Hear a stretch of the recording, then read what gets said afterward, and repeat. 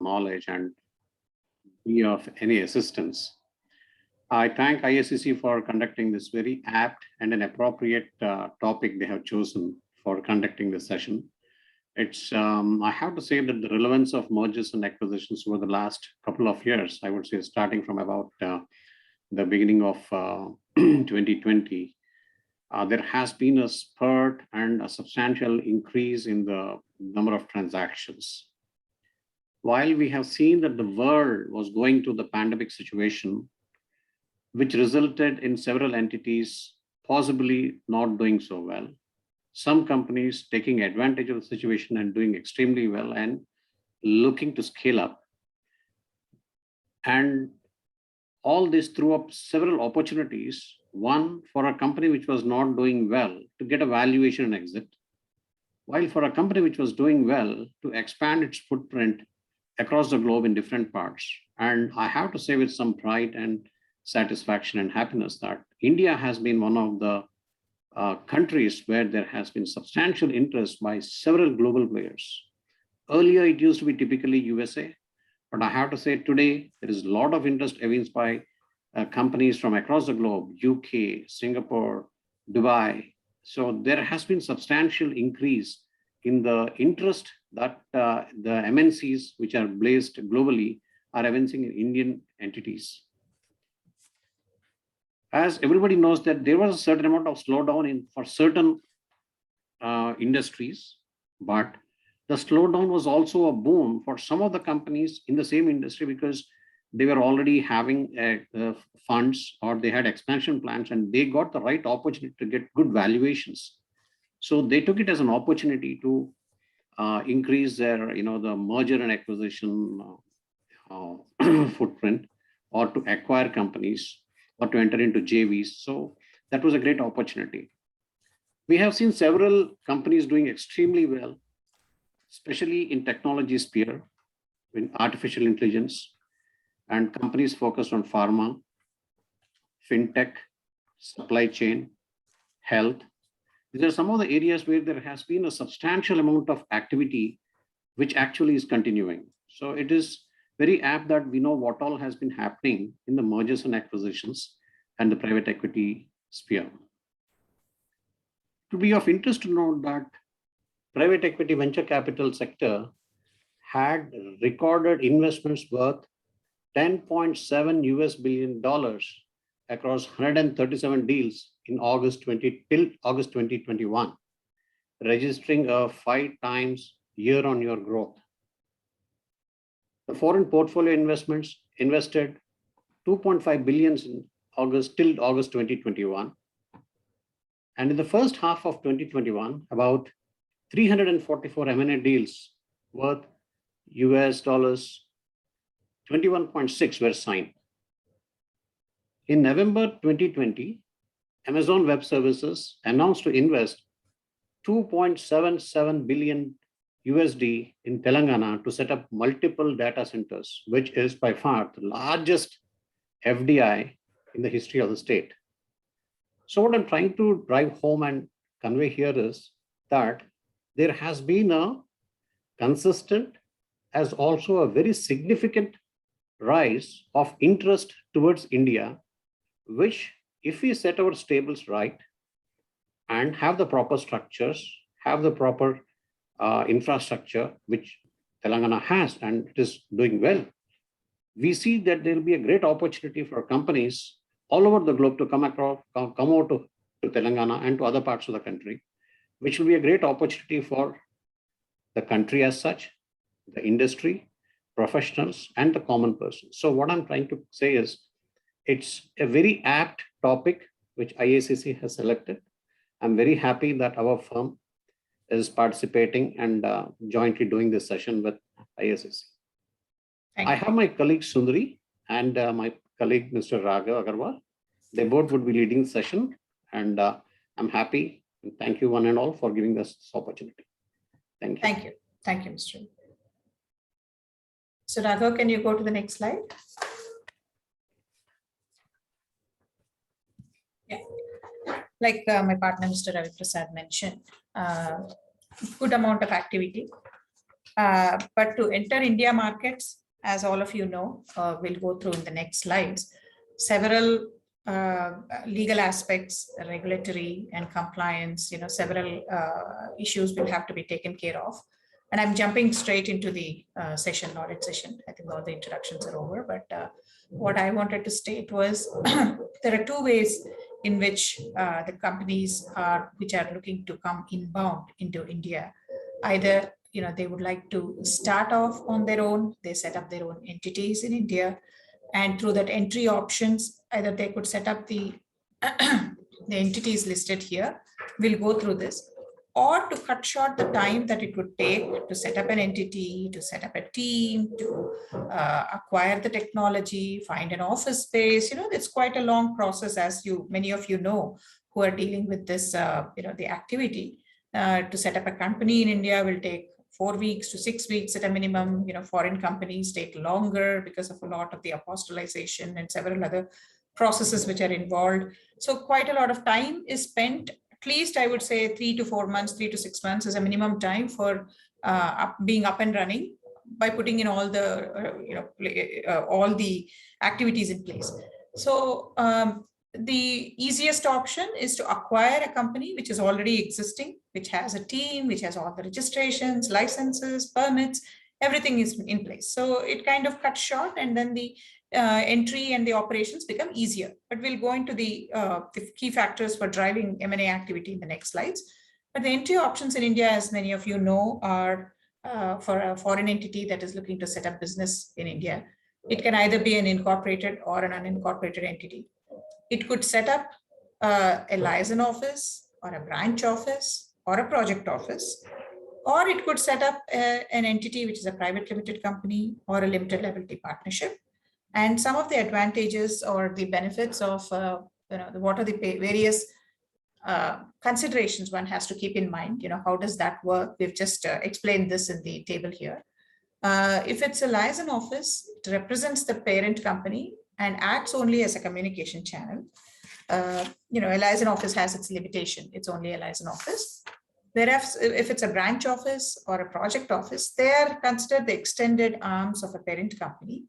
However, there are limitations to a project office or a branch office because, I'll go through in the next points. And then a company, if they go ahead and set up a private limited company in India, that's a completely independent status. The approval, the entities which are supposed to be approving for setting up a liaison office or a branch office is the RBI. Therefore, what we have seen in our experience is to set up a branch office, it takes a little longer time.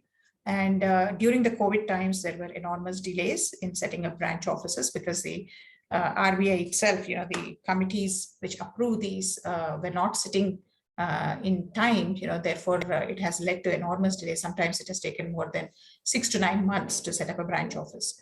Whereas a company incorporation, it is subject to FDI guidelines, and the authorities which are what you need to do is only the ROC. As you know, there's no approval or anything there. And there are certain restrictions in terms of the activities that a liaison office or a project office can do, because no commercial activity is permitted for a liaison office. Whereas if it's a branch office, then there are certain, again, restrictions in terms of what a branch office can do. They can only act as representatives of the parent company. They can do export or import of goods or provision of professional or consultancy services. They can undertake research work. They can also provide technical support to the parent company. Again, these are restricted activities. Whereas if it goes to the memorandum of understanding in a regular company, if you set it up, it can undertake like any other commercial activities that can be taken up by any company. Therefore, generally the permitted or the preferred mode for most companies is to either set up foreign companies, to either set up a private limited company in India or an LLP, if they are looking to go ahead and carry on full-fledged activities. But for various tax reasons, some foreign companies have preferred to set up a branch office in India, for various global tax reasons. And that is not unheard of either. Raghav, can you point out the point? I'm not sure if my cursor is red, so maybe your cursor is the one that's controlling this. Okay. Yeah, whatever point, so that it's easier for people to follow. Okay, and the tax rate, no, can you go back to the earlier slide? Yeah. So it's, I can't highlight, ma'am, sorry. Oh, is my cursor visible? I'm not sure. Shika, is my cursor visible? Not highlight, I'm just saying the points to point out. Right. Yeah, okay. Yeah. Yeah. Is it visible, Shika? Yes, ma'am, it's visible. Yeah. So if it's the tax rate is one thing that to keep in mind for a branch office or a project office, they are liable to tax like any other foreign company. So income is taxed at 40%. Whereas if it's a private limited company, the tax is what the domestic tax rate is at 15% to 22 to 25%. And if it's an LLP again, the LLP is taxed on the global income at 30%, but the profits in the hands of the partners are it's a tax free. Therefore, LLP is also sometimes some of these large foreign companies are preferring to set up an LLP, though corporate governance and other issues are still a problem in LLP because, as you know, there's no board of directors or the controls are slightly different for an LLP structure. But still, because of tax reasons, some have gone ahead and set up LLPs. Repatriation, there is no restriction. You can repatriate. No statutory approval is required, except compliance is to be taken care of. Whereas if it's an exit, what we have seen is if it's a branch office, then there are, again, you have to go through the RBI approval, and even the exit process is a little bit cumbersome. However, if it's a private limited company, exit can be through the sale of shares or liquidation, dissolution, like any other exit process. So it's easier to enter and also to exit if it's a private limited company or an LLP, if a foreign company sets it up as an entry option coming into India. Okay. So Raghav, can we go to the next slide? Yeah. So why are people undertaking M&A activity? Just some of the triggers that we are seeing. In terms of the focus, companies try to focus on core business and they try to sell off the non-core business activities so that it's easier to manage and focus on the core activity. They're looking to increase their market share. And like Mr. Ravi Prasad mentioned earlier, the growth in emerging markets is seen as a significant opportunity. Therefore, a lot of activity is happening in the technology space. People are acquiring digital companies, fintech companies, all of this either due to COVID or even otherwise.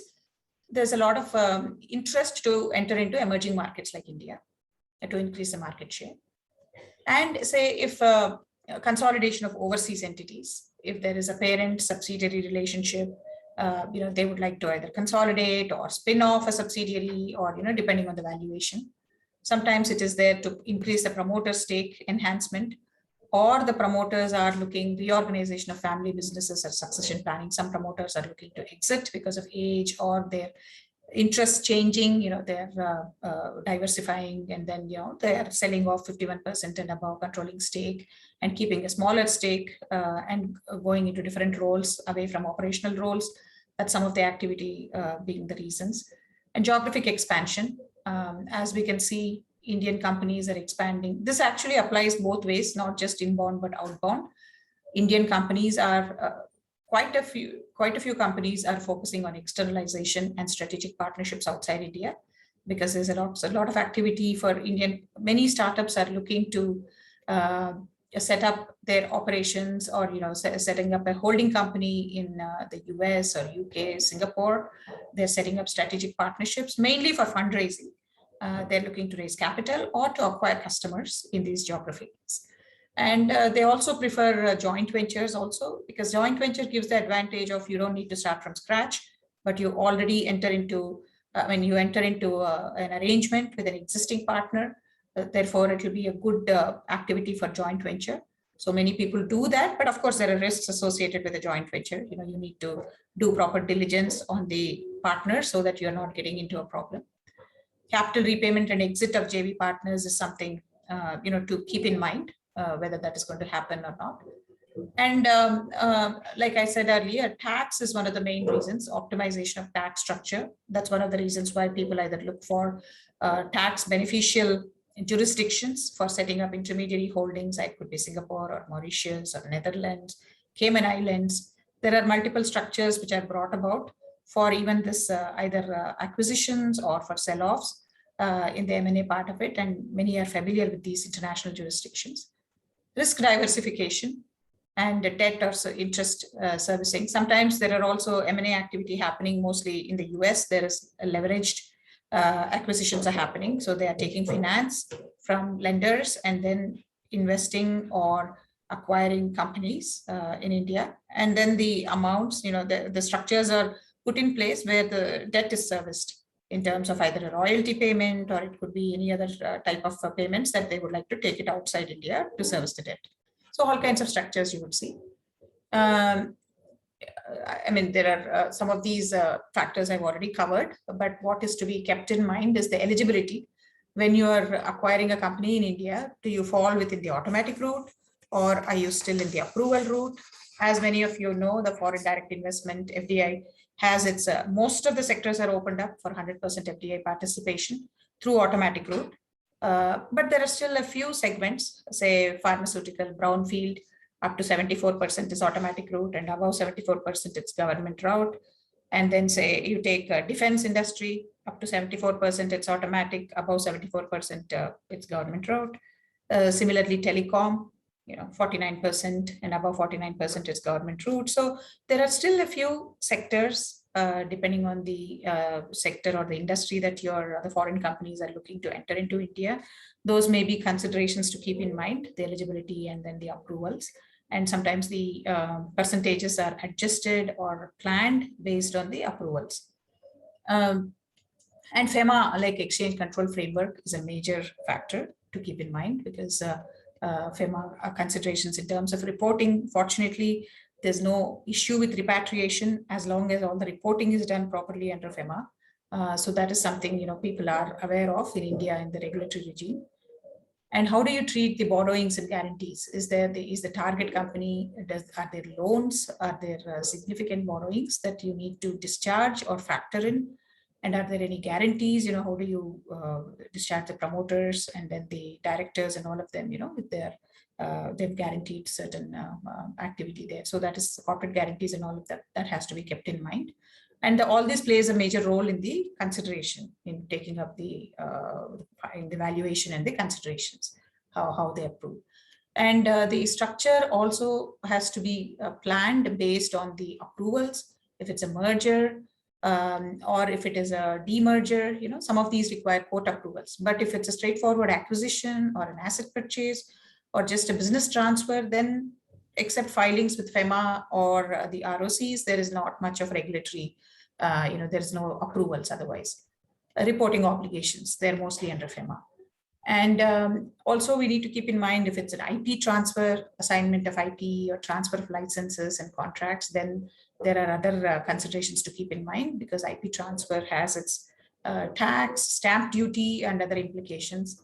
Then the capital gains tax, how do you plan that? Are there withholding taxes? So those are all the issues that are generally kept in mind when the structures are planned. We'll probably deal with all of this in the later slides in much more detail. But foreign tax credit, and is there an entity that is set up in special economic zone? If it's an SEZ, then what happens? There are again debonding, and then you may have to take the approval of the special economic zone, the authorities. So that is something to be kept in mind. And carry forward of losses. So if you're acquiring a company and you're acquiring 51% and above, you're acquiring the controlling stake, then you'll not be able to carry forward the losses. That is something, the consultants and the advisors keep in mind when the structure is planned, and what is the percentage. So those are all the triggers and key aspects relating to M&A, but we'll deal with that in much more of a detail. Yeah. So in a nutshell, this is the framework, and this is generally the types of the acquisitions, the mergers and acquisitions that you see in the marketplace, in the industry. So it could either be on the left side of the chart, we have put in the acquisitions, which don't require court approval, and rather will deal with the merger and demerger, the other factor, the right side of the activity, consolidation of businesses, and what are the laws governing the demerger and merger activity and NCLT and the tax considerations. Raghav will deal with the next slides. But on the acquisition side, it could either be, what is the reason why a transaction is structured as a share purchase as opposed to, say, an asset purchase or a business purchase? for some of you who have already done these activities, you know that mainly a share purchase means you're acquiring 100% of the entire company. What that means is you're taking the assets and the liabilities. So you're taking 100% of the assets and 100% of the liabilities. So if your financial diligence or your business diligence or your legal due diligence throws up issues showing that there are significant liabilities that the company has, then you may not want to take or conduct a share purchase. You may not want to do a share acquisition, but you may want to do an asset sale or a business transfer. So in a share purchase activity, you inherit all the liabilities. So you need to take a call whether you're willing to live with those liabilities. Are you going to be able to discharge those liabilities? And what are the consequences of that? Are you ready to assume those liabilities? If you're not, for commercial reasons, then you are better off by going for an asset purchase or a business transfer. In an asset purchase, you pick and choose the assets that you want to acquire.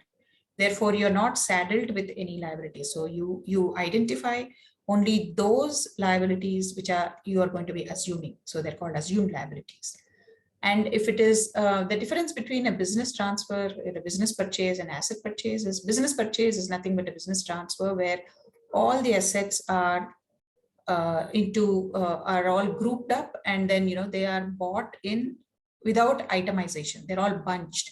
So it's a bunch of all the assets. It could be employees, customer contracts, your physical hardware, assets, or your IP, all of this, which is part of the business and which are essential for carrying on the business as a going concern. All these are put together, and it's a slump sale or a business purchase is carried out.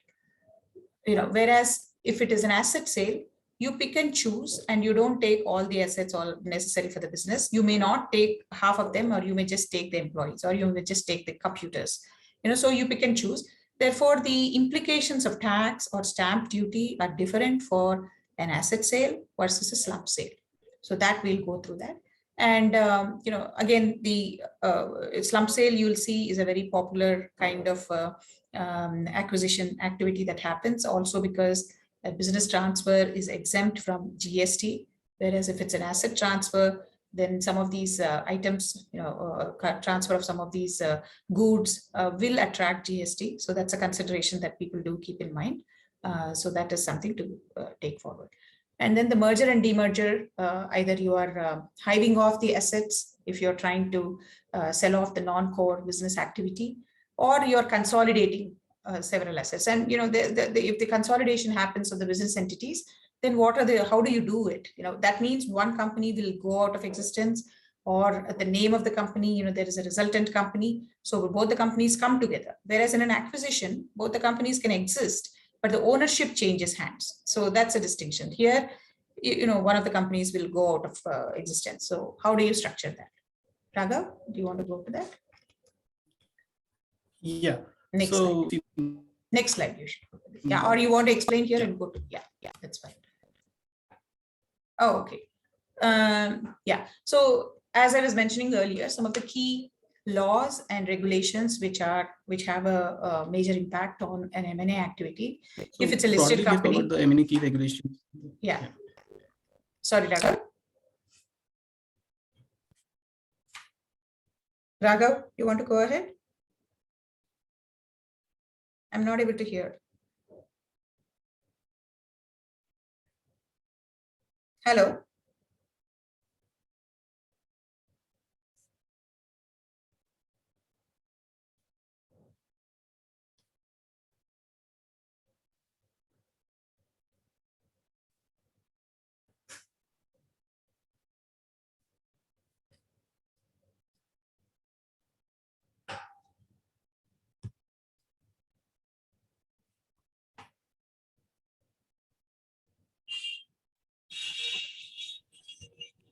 You can continue, I think. I'm not able to hear. There's some disruption. Are you able to hear me? There was some, it was freezing. We can able to hear you clearly. Okay. I think the slide that PPTs was freezing, right? Maybe Raghav will rejoin and do. You can continue, ma'am. You can continue with the points. Shikha, do you want to put up the PPT? Do you have the final version? No, I don't have the final version, but I think we'll wait for Raghav to join, but you can continue with the points if you, Yeah. he's joined already. He Oh, joined. He joined. okay. Yeah. I just needed the PPT, but I have the printout. There's no problem. I think it was freezing. Sorry about that.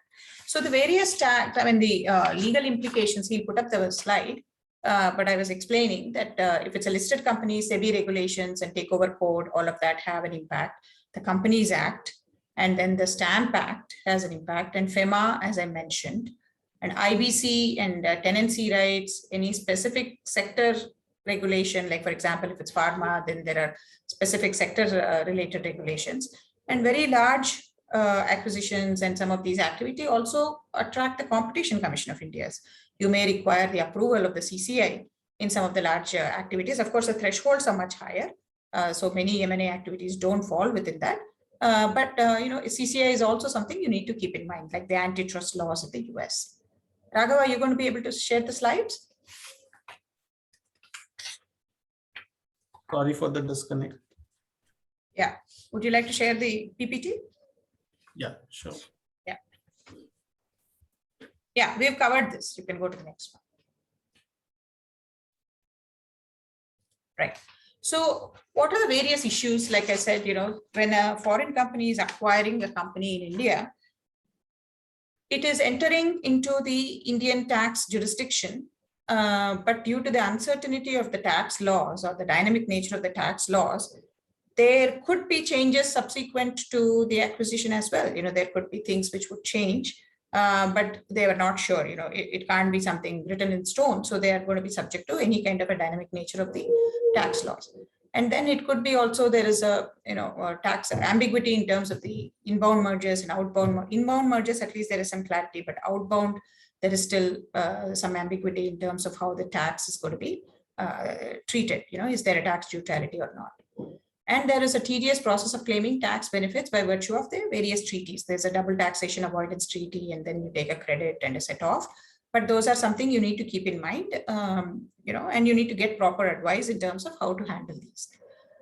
The other significant factor that where we find many companies coming into India are a little perplexed sometimes, or then they're kind of a little bit of a they're worried sometimes is on all the labor law and compliances. FEMA is one, but most of the times they're also worried about the PF, gratuity, all of these social security laws and how do they comply with them, and they want to make sure that there are no statutory non-compliances. It's also important to keep in mind the indirect taxes now that the GST regime is there. Either in the, and not just in terms of the acquisition, but subsequently all the compliances, are there any cases pending? Are there any GST related issues that the companies are facing? So this is something that people definitely have to keep in mind. Stamp duty, stamp duty is another major factor. I'm not saying it's a major factor in terms of the purchase consideration, but there are differences in terms of different state laws relating to stamp duty. Karnataka has a different stamp duty implication on a BTA, whereas Telangana has a different stamp duty. And especially say if it's a slump sale or an asset acquisition, transfer of movable properties is not subject to any kind of stamp duty in Telangana. But whereas if it's in Karnataka, then it is subject to a stamp duty, 3% or whatever. And if it's by delivery of the property, delivery of the movable properties, generally there is no stamp duty in Telangana. However, if there is a transfer of IP, then there is a 4% stamp duty implication. So those are all, these are things to be ironed out. There are no entry barriers, or they're not inherently any kind of major issues to be addressed. But these are all the matters that are to be considered, and they come about during the course of a transaction. Also, sometimes the foreign players are worried about any kind of political instability or any kind of uncertainty in terms of some of these laws. But of course, in our country, it's pretty much things are fine, and we do give an assurance that there's not much to be worried. But even Indians who are settled abroad, even NRIs are sometimes very worried about repatriation, investments in some of these activities. They're worried if the money will be, if the AD bankers and RBI will allow them to take the money out, which we have given them assurance that there is no problem with that. And cultural and talent integration, this is one of the major issues that, not like an issue, but they do understand the different culture and the work ethics in India. And it's not something very new now anymore, because thousands and lakhs of companies are operating in India where they are integrated the Indian workforce. So there is no problem with that. But there are sometimes they don't understand the entire gamut of the statutory benefits. And then they're sometimes worried about trade union activity or employee retention, any hierarchy issues. Those are some things that usually during either prior to M&A or post M&A, these are all the integration issues that come about. And then the business risks are there. This is fine. We can go to the next slide. Okay, so if you take a case study of one of the activities, which we were one of the acquisitions, there was an ABC group, a leading foreign healthcare provider. It had agreed to purchase 85% stake in an Indian company, say PQR.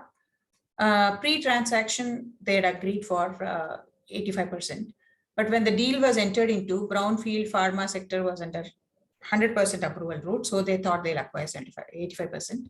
But subsequently, the government relaxed, and then the restriction came about of the 74%, under automatic route. Anything above that required a approval. So then it was waiting for government approval for a year. And then because of the border tensions between India, China, it's just China is one of the examples. So anything can change in terms of this, the stakes or the percentages.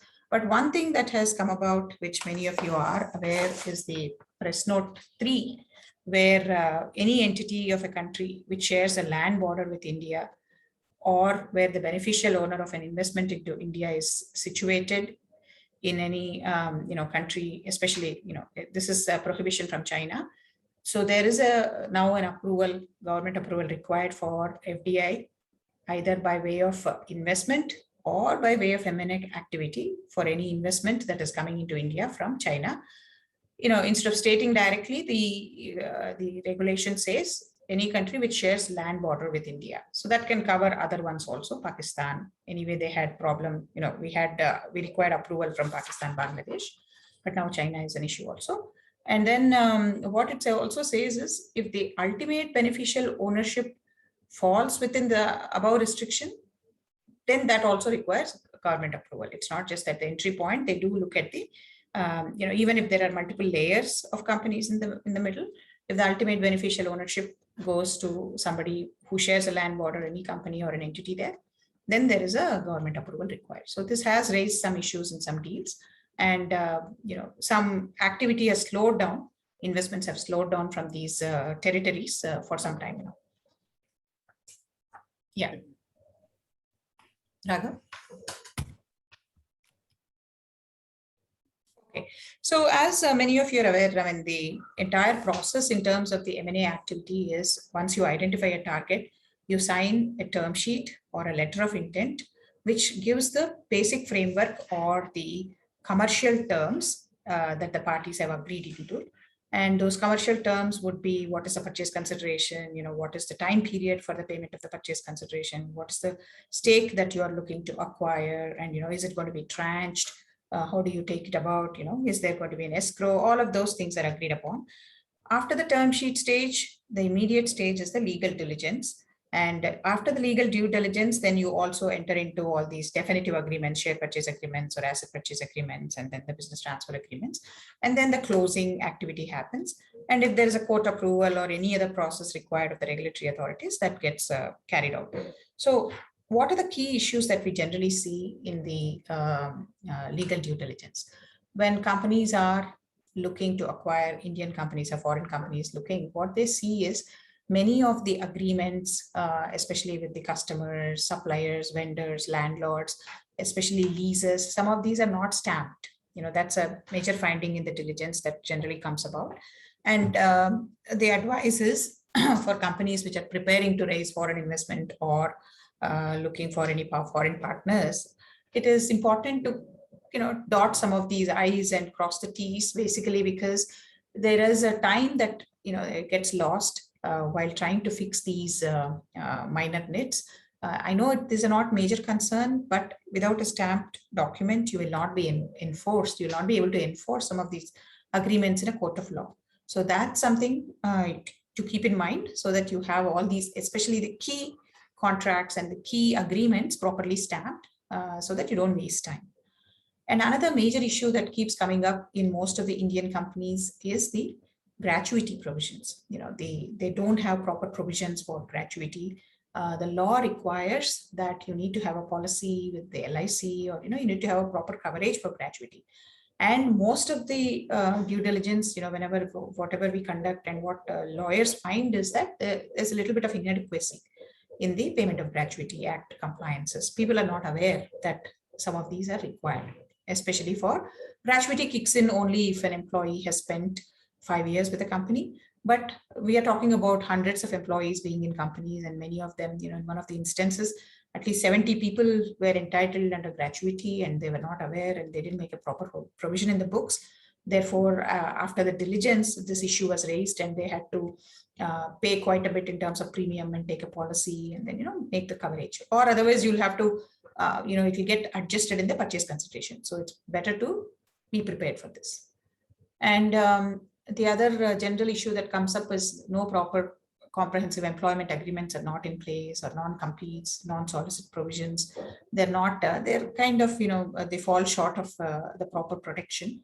So employment agreements will have to be redrafted, and especially key employees don't have employment agreements. The CEOs, CFOs and all, they're not generally bound by it.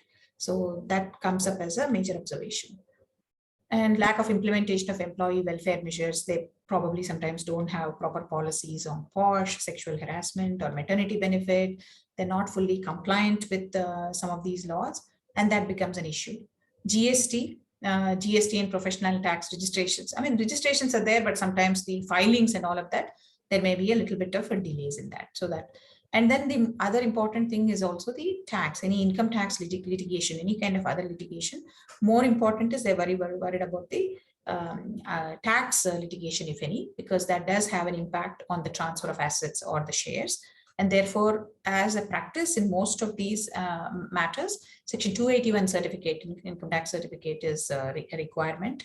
The acquirers do require that the target company or the promoters procure and furnish a 281 certificate. And this gets highly negotiated. And if a 281 certificate from the income tax department is not possible within the timelines, then at least a CA certificate is asked and insisted upon. So that's something to keep in mind, that the tax litigation is to be watchful. And then the most important part is when some of these contracts that you enter into, customer contracts and all these large customer contracts, there are certain change of control provisions, which mean that if there is a 51% transfer in your target company, then you need their prior consent to go ahead with the M&A activity. This becomes sometimes a key hindrance, because you need the NOCs, no objection certificate, or consent from some of these parties. And it takes time. The banks, we've had activity where we've had many transactions where the banks have not furnished NOC, and because of which some of the ECB deals have fallen through. And even in many other M&A activity, M&A transactions we've worked on, large customer contracts required, they had change of control provisions. So the promoters had to go back, renegotiate, and then get their consent. So that is something, even at the time of drafting of these agreements, you need to keep in mind, so that you plan for the future if there's an M&A. Yeah. Okay. Yeah, you can take over from there. Yeah. So moving forward, when we speak about merger, inbound or an outbound merger, wherein Indian company is collaborating with overseas entity and vice versa. So what provisions enable such mergers in India? So we have two key regulations that govern them. Are one is Companies Act perspective, and the other will be from Fema perspective. So going to Companies Act provisions, Section 234 and Rule 25A have been ruled out, which provide for such merger of Indian company with a foreign company and vice versa. So as per Section 234, which says that the provisions of the chapter relating to compromises and arrangements will have to be complied with for a foreign and India merger. And also the section provides that a prior approval from RBI shall be required to enter into such merger transaction. And also the scheme of merger should entail the consideration to be specified, whether the cash consideration will be there or in the form of depository receipts, or a combination of both can be used for such merger. Just to clarify what a foreign company is, it has been specified that, yeah, foreign company means a company or a body corporate which is incorporated outside India, irrespective of whether that such company is having a place of operation in India or not. If we see Rule 25A that has been prescribed, that enables the inbound merger and the outbound merger, wherein for inbound merger, there is no restriction and it is freely permitted, and there is no overseas restriction on the entity which can merge into India. Vis-a-vis a case of outbound merger, wherein the restrictions for jurisdiction has been mentioned in Appendix B. So if we see Appendix B has not been restrictive enough, and it's a interpretation where we have to draw, and it could have been better wherein the restricted list was provided by RBI or the Companies Act, saying that these countries are restricted from which with which outbound merger cannot take place. Irrespective, seeing the Appendix B, countries like UK, US, UAE, Dubai, Singapore, we can enter into an outbound transaction with them. Also, the rule provides that the provisions of Section 230 to 232 of Companies Act need to be complied with, and all the procedural aspects need to be covered, and an NCLT approval is required from India perspective. And also the requirement of valuation has been specified in the rules, wherein the valuation report has to be obtained from such a professional body or the professional, which is in accordance with the internationally accepted pricing methodology.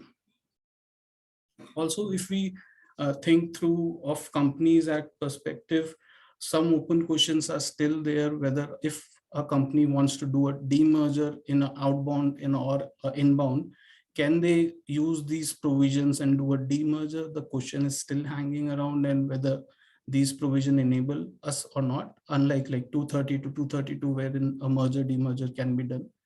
Also, can a fast track merger be opted in case of an inbound outbound? That is also an open question, and maybe clarifications may be awaited if any that comes up. Now, if we move to FEMA regulations, so FEMA cross-border merger regulations have been rolled out in 2018, which specifies what a cross-border merger is, and the regulations clearly specify that Companies Act provision needs to be complied with for a cross-border merger. And the FEMA regulations also provide that complement the Companies Act provision, wherein RBI has clearly stated that as mentioned in Companies Act, that the prior approval of RBI shall be required to do a M&A transaction. RBI said that if you are complying with cross-border merger regulations, then a deemed approval shall be taken by the companies, and no specific prior approval shall be required from RBI to do such a cross-border merger. This is the general idea. And if we read the regulation further, we can bifurcate few differences between an inbound and an outbound merger, or the compliances that are specifically required to enter into such transaction. So first will be maybe for issue of shares. So in a resulting company, that is the Indian company, if it's issuing shares, then the issue has to be in accordance with the pricing guidelines or the entry routes as per FDI regulations. Vis-a-vis, if we see that for an outbound merger, if a person resident in India is getting some shares overseas, then that has to be as per FEMA ODI regulations. And if it's for an individual, LRS limits of 250K USD per year has to be kept in mind. If we say for office setup for an inbound merger case, so office space in India of a foreign company shall be deemed to be a branch office outside India of the Indian company. And in case of an outbound merger, office in India that was there, which will be held by the foreign company, the resulting company, it has to comply with the Fema establishment of branch regulations, so that and has to comply with the branch regulations. If we see for the borrowings or the guarantees that either of the company has taken care, in case of an inbound merger, the liabilities of the foreign company, which becomes the liability of the Indian company pursuant to the merger, the Indian company has to comply with the ECB regulations within a period of 2 years. And in case of an outbound merger, the outstanding borrowings have to be settled as per the order of NCLT. Now, if we see for assets, holding of assets in India or outside India, so specific assets which are not permitted to be acquired in outside India, the requirement is that such assets shall be sold off within a period of 2 years from the date of NCLT approval. Same is the case with outbound merger, wherein assets in India which are not permitted to be acquired by a non-resident, they should be sold off within a period of 2 years, again from the date of NCLT approval. And the regulations also facilitate for opening a bank account, wherein an Indian company can open a bank account overseas in foreign currency for a maximum period of 2 years from the date of NCLT approval. And in case of an outbound merger, foreign company can open a special non-resident rupee account in India. So if all these conditions are specified and NCLT has approved, you need not go to RBI to obtain a approval for this merger and comply. So inbound and outbound merger can be effective. In practical, recently also inbound mergers are taking place wherein MNCs are merging their subsidiaries in Indian holding companies. Outbound merger case is one which needs to set precedents, which has not happened much, but inbound merger is taking places and companies are evaluating doing that from tax perspective as well and from the operational efficiency perspective. So if we see an inbound or an outbound merger structure, wherein if suppose a wholly owned subsidiary structure is there, how a transaction will entail and what are the key things that should be kept in mind. So prior approval, as mentioned, prior approval of RBI may not be required, wherein I am complying with the Fema regulations and are under automatic route. Nonetheless, the jurisdictional NCLT approval will be required by the Indian company. This is the registered office of the company, and also the approval from RD, ROC, OL in case you are a transfer company, and income tax or other any regulators like SEZ authorities, or if you are into real estate, maybe RERA applicability may arise. So in the documentation perspective, if we see scheme of merger is a key document that needs to be drafted properly and need to be addressed in the merger documentation. So key specific attentions which we can draw in a scheme is how the vesting of assets and liabilities will take place pursuant to the merger, how will be the consideration flowed, what will be the appointed date and effectiveness of the scheme, and what will be the accounting method that will be followed pursuant in the scheme, and the tax treatment related to that. So this will be from a cross-border merger, which will include inbound and outbound. If we now move on to other M&A structures, Sundhi ma'am, if you can. Right. So this slide will deal a little bit about some of the other structures. Generally, in a share transfer or a share purchase transaction, what happens is, like you said,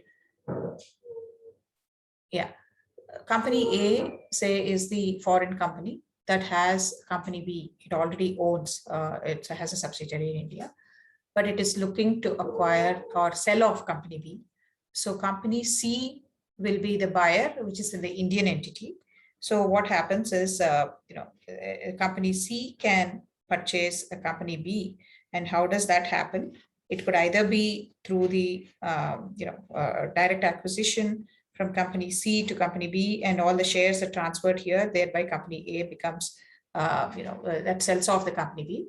But what are the various rules that are applicable? Say if it's a resident that is transferring shares to a non-resident, under the FEMA, the purchase consideration cannot be lower than the fair market value. If it's a resident transferring to a non-resident, then a resident should not receive consideration less than the fair market value.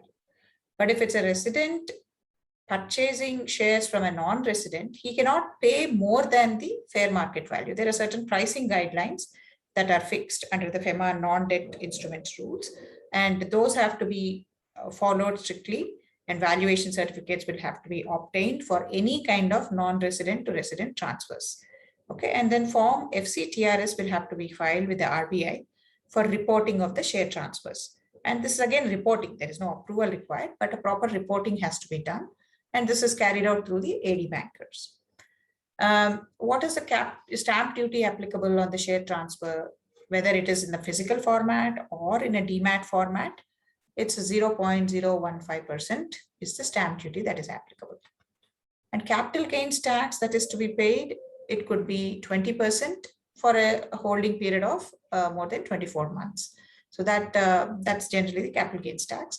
But if it's a non-resident that is receiving the consideration, then certain withholding taxes will be there under 195 of the Income Tax Act.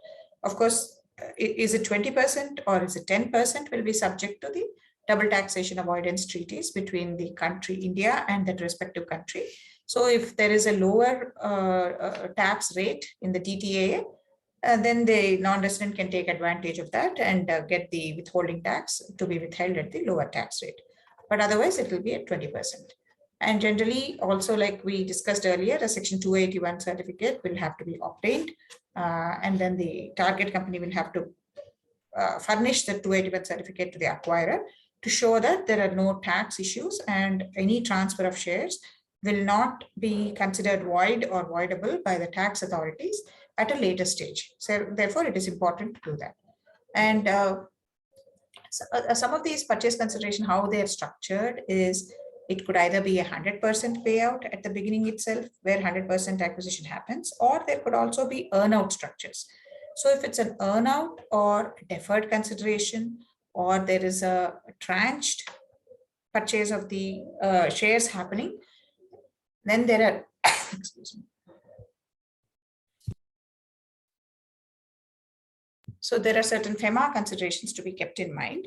Under the Foreign Exchange Management Act, Rule 9/6, not more than 25% of the total consideration can be deferred for, the periods are given.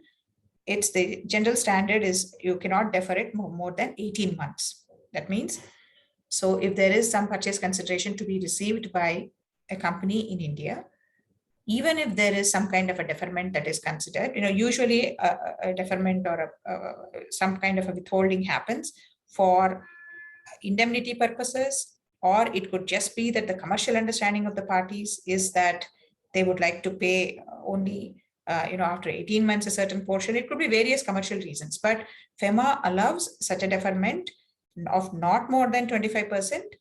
It cannot exceed more than 18 months. So from the time of the transfer and before 18 months are over, the entire purchase consideration will have to be paid. So that is something to keep in mind. This is a major consideration, how these earnouts or the deferred considerations are structured. So if it is an earnout that is going into 3 years or whatever, then you may want to do a tranched based purchase consideration. You may not be able to acquire 100% and pay the consideration after 3 years. That is not allowed. So you'll have to pay the entire consideration, not only 75%. You are allowed to withhold only 25%. So 75% you'll have to pay at the time of the first instance itself. So this 18 months period is something to keep in mind. And if the money which is part of the deferred consideration is put in an escrow arrangement, that also cannot exceed 18 months from the date of the transfer. Okay, so this is a very critical element. And even very recently, when we have negotiated a transaction, there was an escrow and then the deferred payments were happening, but that 18 months was kept in mind. So, and any kind of IP transfers and those are subject to different rules. So Raghav, can we go to the next slide? Yeah. If it's an asset sale versus slump sale, then what happens? So if it is a business transfer, say company A is there. I think there was one of the questions was, can we set up a company in India and that does the acquisition? Yes. Usually in an asset sale transaction, what happens is the foreign company A will either set up a company in India or use its own existing subsidiary and then do the asset transfer, because asset transfers directly from Indian company to a foreign company are not generally permissible under FEMA, and it becomes very complex to structure those deals. Therefore, the easiest way is to set up an Indian company or use your already existing subsidiary.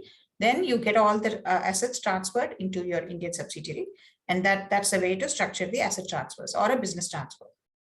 The mechanics are, it could be any kind of, I think I saw a question saying what happens if it's employees. It could be employees, it could be customer contracts, it could be IP or, hard assets, hardware or computers or any of those, all of them, any kind of assets. It's easiest to do the acquisition if it's an asset transfer through an Indian entity. Okay. Raghav, would you like to deal with this, the tax implications, asset transfer slump sale? Right. Yeah. So if we see a case of asset sale versus a slum sale, wherein in asset sale, the asset will be sold off separately, and for slum sale, it will be sold through an undertaking or the clubbing part will take place. So from tax perspective, if you have to compute the taxation, the provisions provide that for a non-depreciable asset, you have to compute capital gains basis the long term or the short term, and for depreciable assets, it will be a short-term capital gain in a case of asset sale. Vis-a-vis, in case of a slum sale, provisions of Section 50B specifically provides that the mechanism has to be the sale consideration. You subtract the net worth of the undertaking. So the key difference in case of a asset sale or a slum sale will be wherein you have to identify a separate asset. You have to compute the rates applicable to each asset in case of a asset sale or an itemized sale. So that becomes tedious if the asset list is too long or you're cherry picking the assets. Then it makes sense to go for asset sale. Otherwise, the slum sale route has been the favorable, wherein you compute the consideration and the net worth of the undertaking and end up paying long term or short term. Generally, it is seen that a slum sale transaction, the holding period of the undertaking is more than 36 months. So long-term capital gain arises and it's taxable at the rate of 20% in the hands of the company. And in case of a slum sale, there is no withholding requirement. But in case of an asset sale, there might be a withholding in case of an immovable property as provided under 194 IA. Also, if we see, as mentioned earlier, GST may apply in case of an asset sale, because other than land, everything may be considered as good if you are selling them individually. But as a case of slum sale, GST may not get triggered and may be a feasible solution to opt for. So this is a comparative from tax, and the stamp duty may vary according to the state and the requirement of stamp duty on whatever assets are being transferred. Moving on to the next structure, that is emerging structure in the market and deals with SPAC. SPAC is a special purpose acquisition company. So in simple words, if I explain, SPAC is a blank check company that raises capital from investors and public, wherein the SPAC has not yet identified any business or a target that a SPAC wants to acquire. So how the structure works is wherein the sponsor or the public invest their money into a SPAC which is listed overseas, and such SPAC keeps aside the cash which has to be utilized within a period of 2 years for acquiring the target company. So once the SPAC is ready, then comes the phase wherein you identify the target, and once the target is identified, the stage is called as de-SPACing, wherein you execute an agreement and a combination of the SPAC with the target company takes place. So from India's standpoint, if we see, there are two alternatives available for de-SPACing.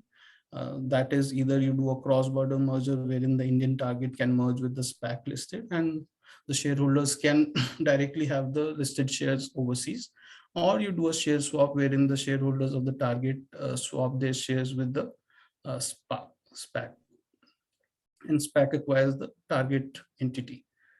If we see, this is the risky proposition, and what are the key risks that are involved in two SPACs will be that involves a substantial amount of time, patience, resources in this, wherein it's highly risky. Their valuation exercises that have to be done are very complex and has to be supported by justification for a high valuation if you're going for.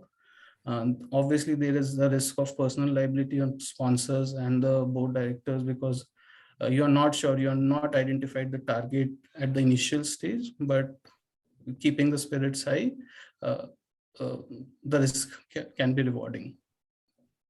Also, the challenging question is about the operational integration and the regulatory environment that will revolve around the SPAC.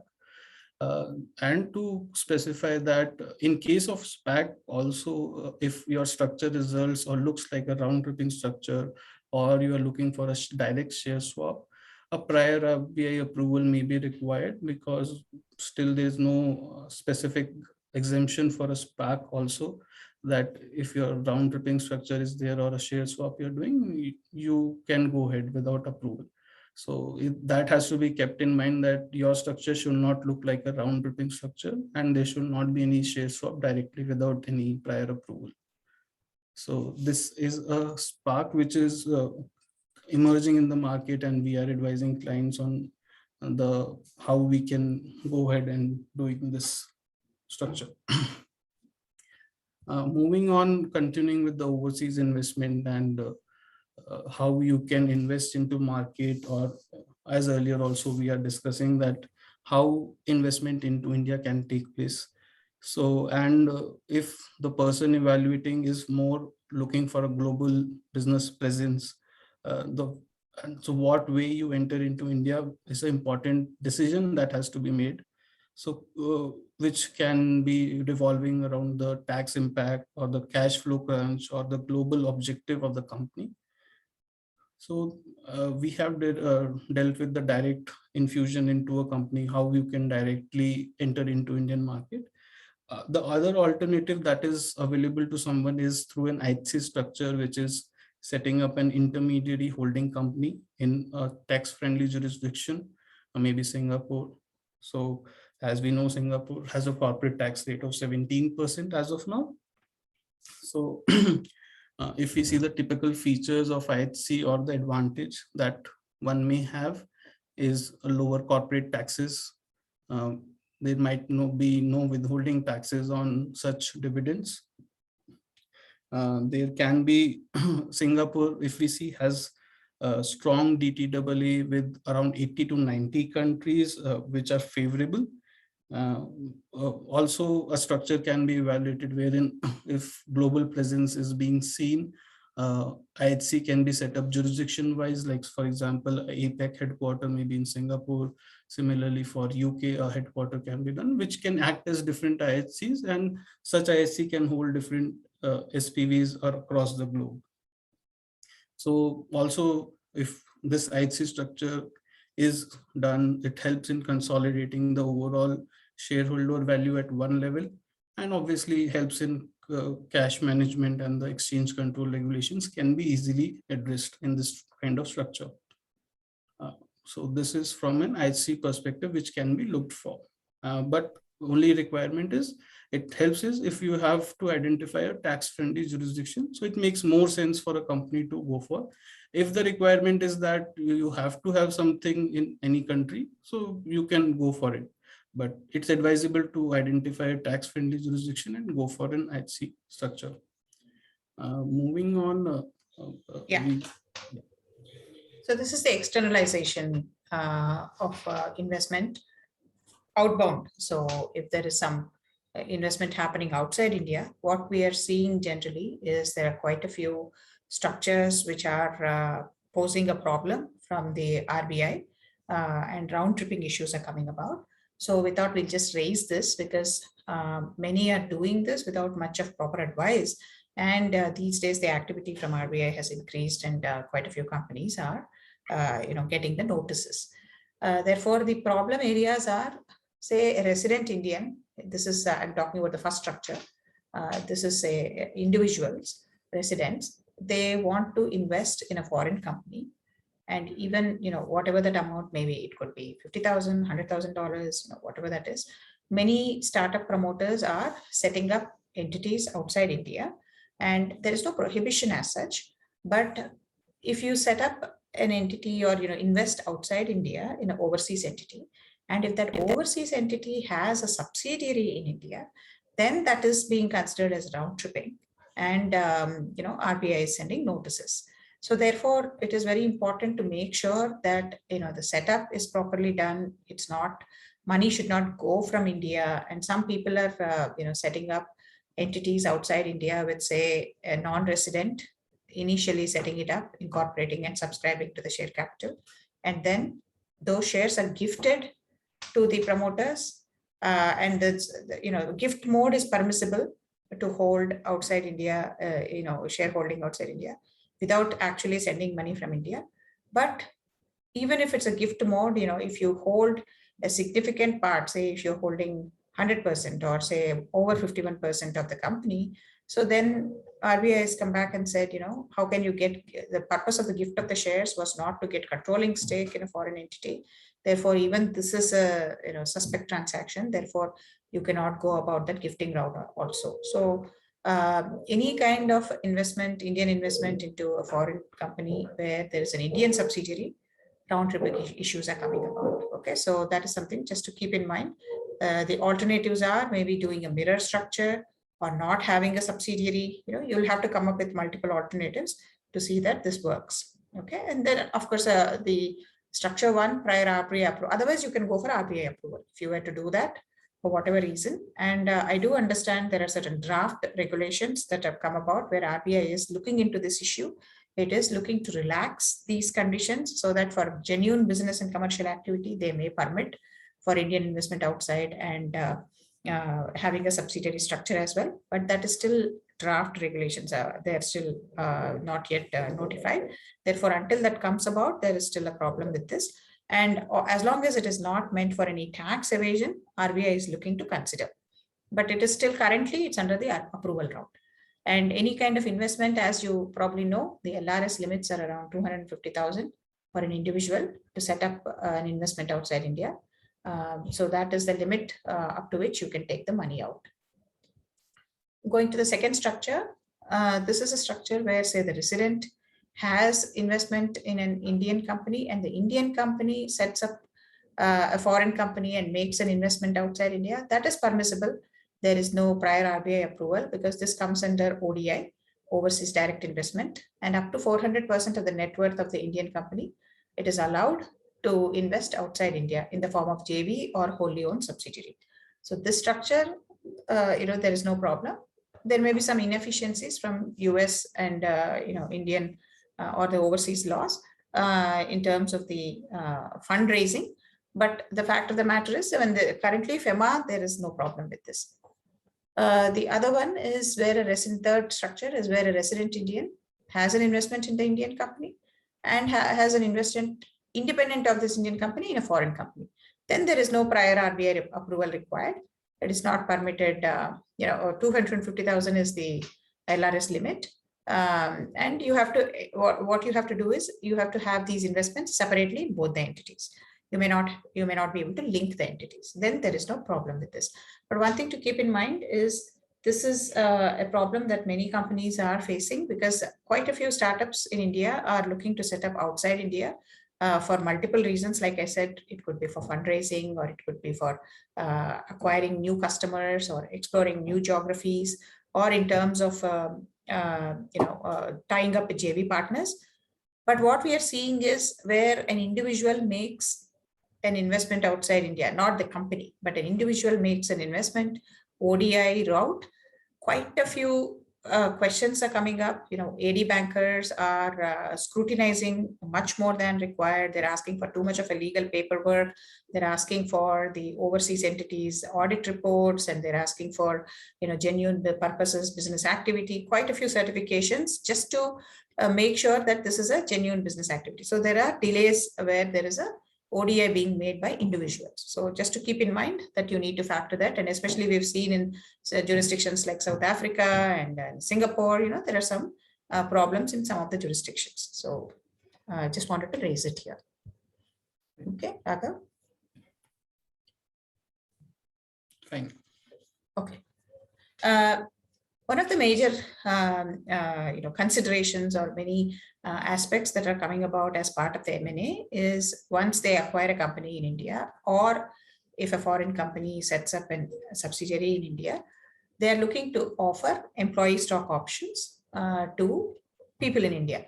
If it's a purely employee stock option at the India level, there is no problem. All of these shares the options can be granted. And then the regular ESOP plan can be put in place in India, and it can be administered very well. There's no problem with that. Even for an overseas parent to offer ESOPs to their employees in India, it is permissible.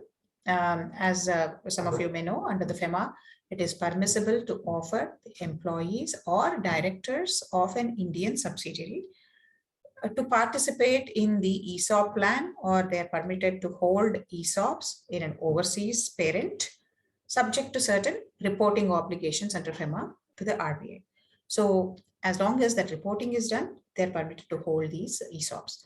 However, there may be certain tax implications in the hands of the employees or directors, especially at the time of exercise. It's not at the time of grant itself, but when they exercise those stock options, there may be a tax implication, which is the differential between the fair value less the exercise price that is taxable at the time of the exercise.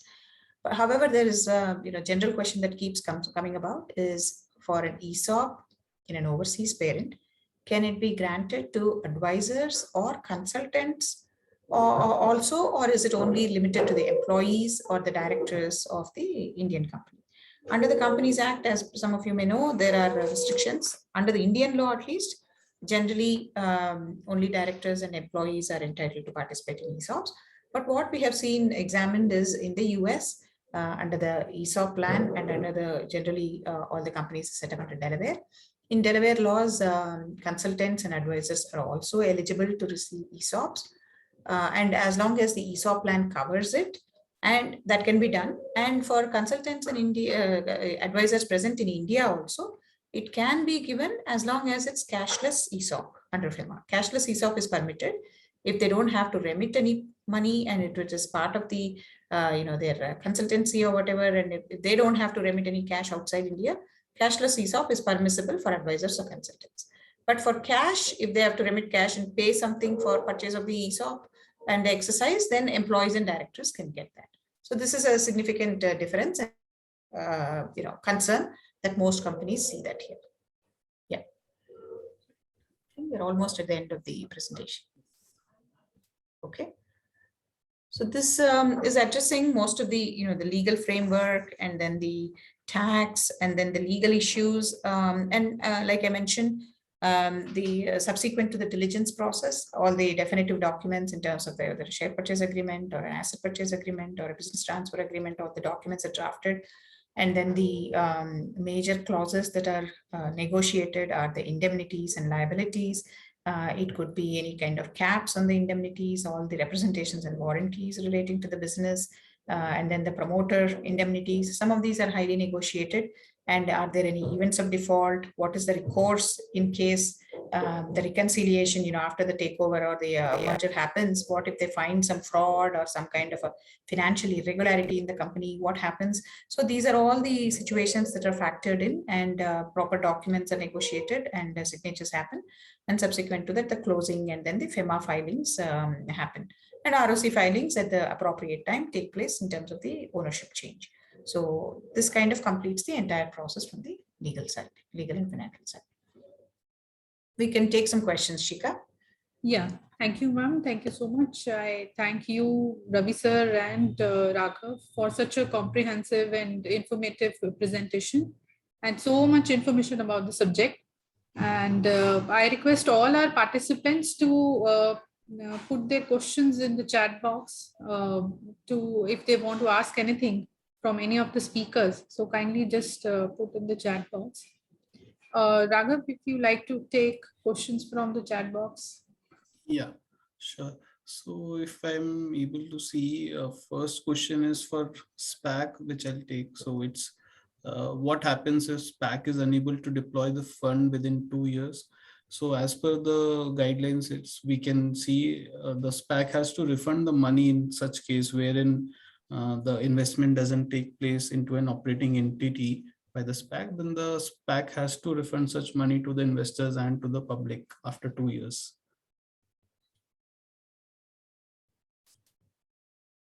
So that is from SPAC perspective.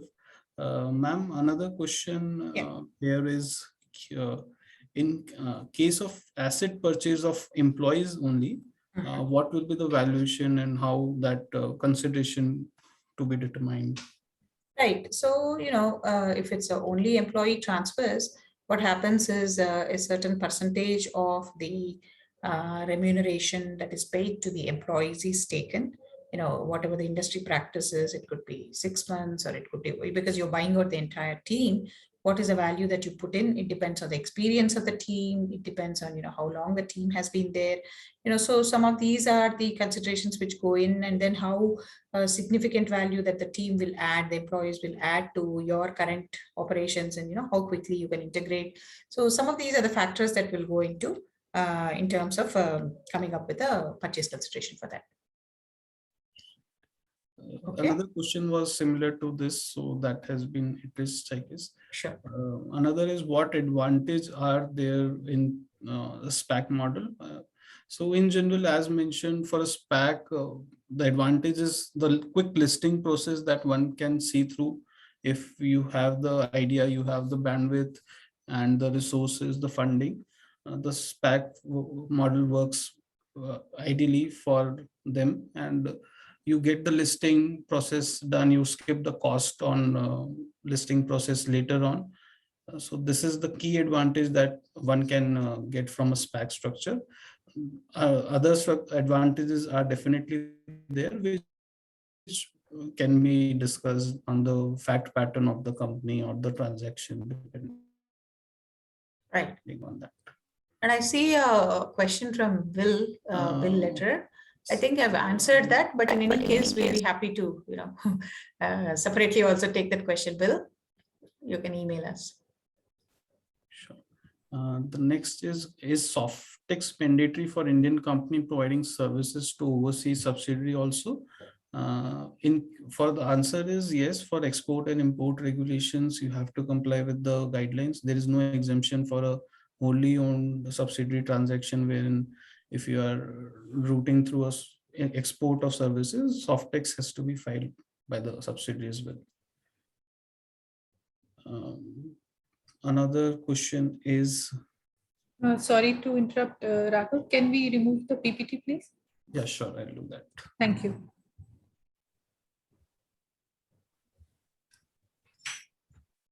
Yeah, we can carry on. If any other questions are there, not repetitive. So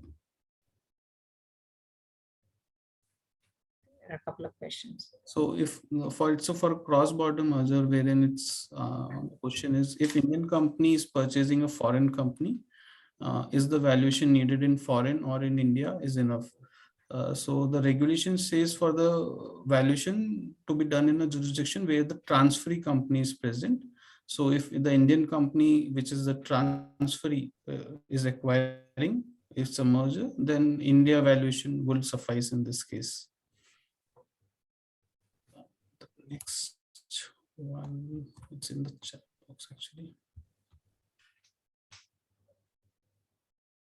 It's a fairly complex topic, and quite a few regulations and quite a few considerations in terms of any activity. I mean, any activity that happens, we try to cover as much as possible. I know we were kind of wondering if it's a little bit of a technical side, but it is a technical session. I mean, it has to be a technical session. So that's how it is, Shika. Yeah. So I think the members or the participants who like to have more clarification and all, they can connect directly with the Sundari ma'am or Ravi Prasad sir. So in case if you need any email ID or phone numbers, anything, then we can, you can contact me, or you can, if you have the contacts, you can contact them directly. So taking just because the time is already, we are reaching at end of the session. So now we'll conclude the question answer session, and I request Mr. Saurabh Jain, Vice Chairman of Indo-American Chamber of Commerce, Hyderabad branch, and also the head aerospace and airport city business head of GMR Hyderabad Aviation SEZ Limited, to kindly give the vote of thanks and concluding remarks. Thank you, sir. Thank you, Shika. Am I audible? Yes, sir. Thank you. So on behalf of Indo-American Chamber of Commerce, I would like to thank to all our esteemed speakers of this session, Ms. Sundari, Mr. Ravi Prasad, and Mr. Raghav Agarwal, for joining us today and sharing their knowledge with our members with such a comprehensive presentation. Thank you very much again. I would also like to thank and congratulate Dr. Ramkumar Rudrapatla, Chairman, and Mr. C. Narayan Rao, Vice Chairman of IACC APNTS, for taking this initiative and organizing the series of knowledge sessions for benefit of professional and industry members.